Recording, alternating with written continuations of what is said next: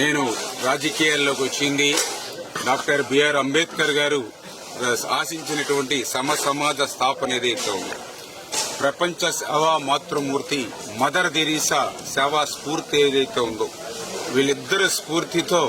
నేను రాజకీయాల్లోకి వచ్చిన విషయం మీ అందరికీ తెలుసు. ఆ రోజు నేను జలవనరుల శాఖ మంత్రిగా బాధ్యతలు స్వీకరించి నా సొంత నియోజకవర్గం పాలకొల్లు ఇచ్చేసినప్పుడు నా నియోజకవర్గంలో నాకు అత్యంత ఇష్టమైనటువంటి డాక్టర్ బిఆర్ అంబేద్కర్ గారు, అదేవిధంగా డాక్టర్ బాబు జగజ్జీవనరావు గారు ఎవరైతే విగ్రహాలకి పైకప్పు లేకుండా ఎండకి వానకి తడుస్తూ ఆరిపేట గ్రామంలో ఉన్నాయో, ఆ శ్రమదానంతో ఆ రోజు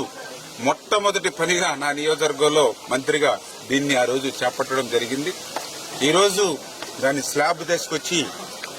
అవకాశం ఉన్నప్పుడల్లా శ్రమదానం ఆ పనుల్లో చేస్తూ ఇట్లా ఖచ్చితంగా రాబోయేటువంటి రోజుల్లో నియోజకవర్గంలో ఉన్నటువంటి మహనీయుల యొక్క విగ్రహాలు ఏవైతే ఉన్నాయో వాటన్నిటికీ కూడా ఇటువంటి శ్రమదానంతో దాతల సహకారంతో వాటన్నిటికీ కూడా పైకప్పులు నిర్మాణం చేయాలనేది ఒకటి.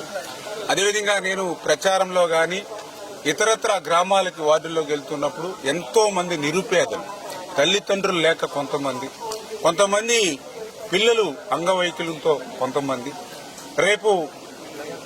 ఆ ఇంట్లో ఉన్నటువంటి యజమాని చనిపోతే ఎవరికి ఆసరా లేనిటువంటి వాళ్ళు కొంతమంది, ఇట్లా ఎంతో మంది కనిపిస్తున్నప్పుడు మానవీయ కోణంలో వాళ్ళకు కూడా ఏదైనా ఒక గూడు నిర్మాణం చేయాలి. అయితే నా ఒక్కరితోటే ఇటువంటి తలంపు సాధ్యం కాదు కాబట్టి అటువంటి పనుల్ని శ్రమదానంలో నేను కూడా భాగం పంచుకోవడం ద్వారా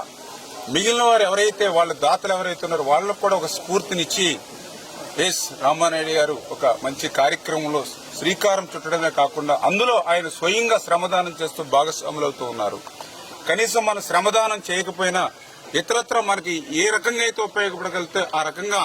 ఆ పేదలకి, ఆ బడుగు బలహీన వర్గాల వారికి ఉపయోగపడతామనేటువంటి ఒక స్ఫూర్తిని ఇవ్వాలనే ఆలోచనతోటే నేను కూడా ఈ కార్యక్రమాల్లో పాల్గొంటూ శ్రమదానం చేస్తూ ఈ రోజు కూడా మరి ఈ యొక్క అంబేద్కర్ బాబు జగజ్జీవనరావు పైపు కప్పు మరి పనుల్లో కూడా నిమగ్నమై శ్రమదానం చేయడం జరిగింది. రేపు రాబోయేటువంటి రోజుల్లో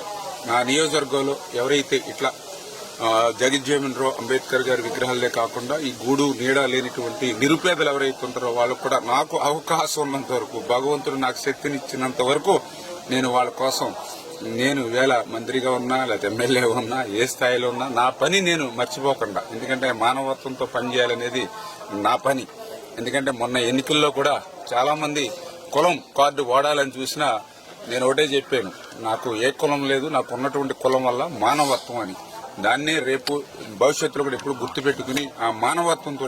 నేను పనిచేస్తానని చెప్పి మీ ద్వారా అందరికీ కూడా తెలియజేసుకుంటూ ఉన్నాను.